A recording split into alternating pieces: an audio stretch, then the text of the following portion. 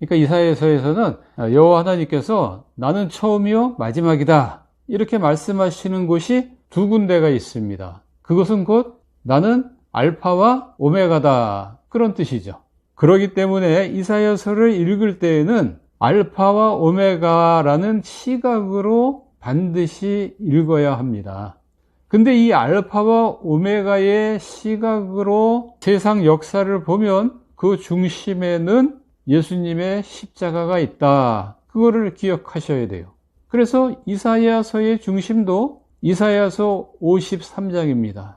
이사야서 53장, 즉 여호와의 고난받는 종에 대한 기록을 잊어버리고 이사야서를 읽으면 하나님이 주시려고 하는 원뜻을 이해를 하지 못하게 돼요.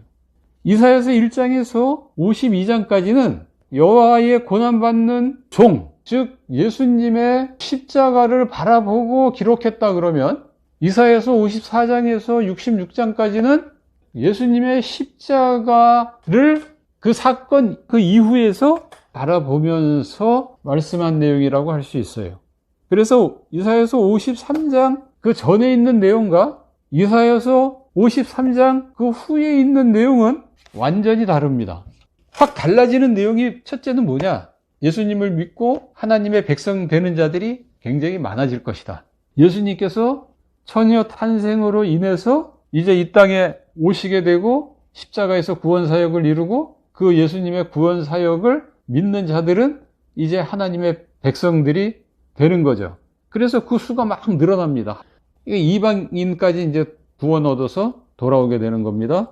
그러나 구약에서는 예수님의 십자가의 죽으심에 대한 언급이 마치 숨은 그림 찾기 하듯이 아주 미세하게 힌트를 주셨기 때문에 그것을 알고 믿는 사람이 많지 않았어요. 그래서 구약에서 하나님의 백성들은 손에 꼽을 정도예요. 그 손에 꼽는 사람들의 내용이 히브리서 11장에 나오는 거잖아요. 그러나 신약에서는 아브라함에게 언약했던 것처럼 하늘의 별과 같이 땅의 모래알처럼 그렇게 많아지게 되죠. 한국 교회를 보면 한국 교회 망했다, 숫자가 자꾸 줄었다, 천주교로 많이 갔다, 별소리 다 하지만 하나님 입장에서 보면 하나님의 백성은 계속 늘어나고 있습니다. 많아지고 있어요. 근데 두 번째 내용은 그 하나님의 백성들은 하나님의 신부가 되어서 하나님의 영원한 자비를 받게 된다. 결코 버림받는 경우는 없다. 4절을 보면 두려움, 수치, 놀람, 부끄러움 이거 다 뭐 때문에 당한 거예요? 이스라엘이 자기 죄 때문에 당한 거잖아요. 바벨론 포로로 잡혀가서 노예 생활을 하면서 다 겪는 거잖아요. 근데 이사야서 53장 예수님의 십자가를 통해서 자기 죄로 인해서 겪는 그 모든 것들은 이제 다 끝났다라는 얘기입니다. 왜냐? 그 죄에 대해서 벌을 주셨던 그 하나님이 네 남편이다. 그렇게 말씀을 하고 있어요. 이사야서 53장 그 전에는 하나님이 이스라엘과 자신과의 관계를 설명할 때 나는 아버지고 너희는 자녀다. 나는 왕이고 너희는 백성이다. 나는 주인이고 너희는 종이다. 이런 식으로 설명을 했단 말이에요. 근데 십자가 이후에는 어떻게 바뀝니까? 관계가. 나는 남편이고 너희는 내 신부다. 부부는 예수님도 이 땅에 오셔서 말씀하셨지만 한 몸입니다. 하나님이 짝지어진 것을 그 어느 누구도 갈라놓을 수 없다 그랬어요. 몸이 하나인데 이걸 반으로 자르면 둘 다 죽는 거죠. 하나님도 죽고 나도 죽는 겁니다. 그러니까 이건 있을 수가 없는 일이죠. 하나님과 나는 부부로서 한 몸이기 때문에 내 죄로 인해서 나를 심판하지 않습니다. 그렇기 때문에 두려움, 수치, 놀람, 부끄러움 이런 거 이제 다 기억해서 지우라는 얘기입니다. 그 다음 6절에 보시면 이사야서 53장 전에는 이스라엘 백성들의 그 죄로 인해서 그를 버렸어요.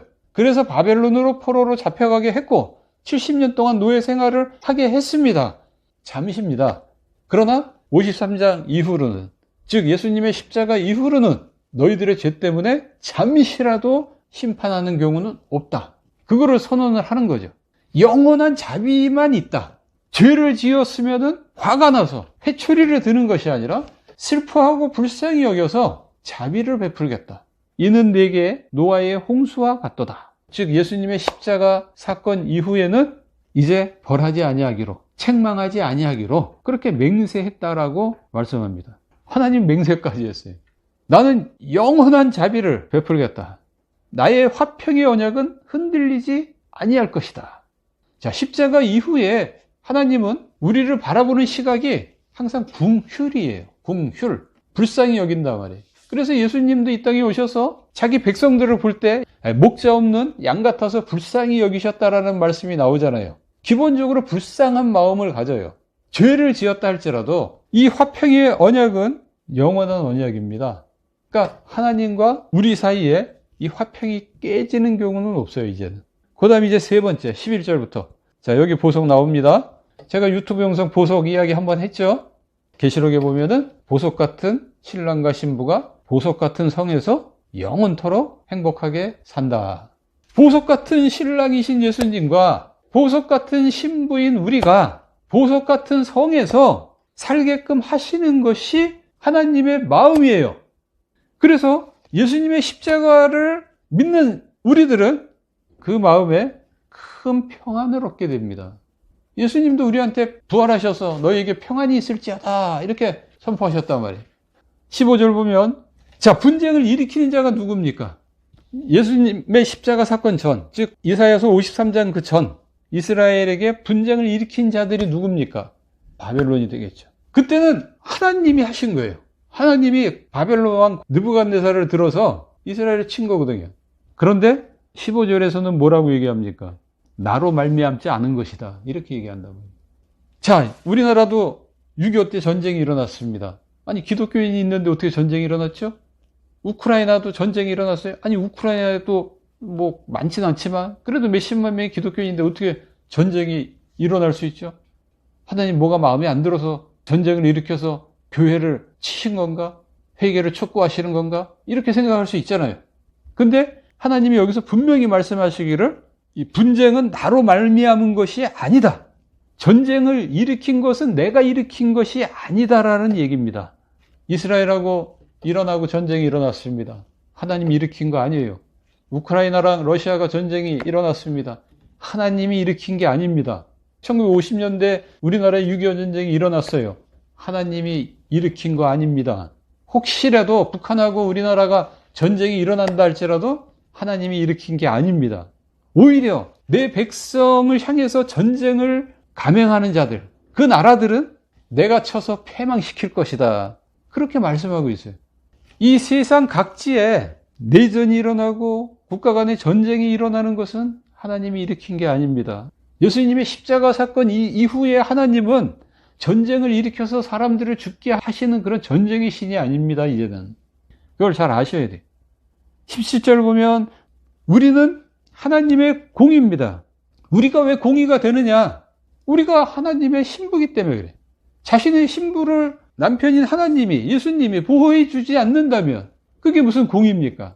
내 아내를 해하려고 하는 자를 멸하고 내 아내를 공격하는 자들로부터 지켜주는 것이 진짜 공의죠. 그게 정의죠. 나는 하나님이 이제 공의가 됐어요. 내가 망한다? 내가 심판을 받는다? 이건 하나님의 공의가 무너지는 일입니다. 그거는 예수님의 십자가를 헛되게, 물거품되게 하는 일이에요. 그래서 절대로 하나님이 우리를 심판하지 않습니다. 심판의 자리에 가게 하지도 않아요. 이게 이사야서 53장 전과 후의 차이점이에요.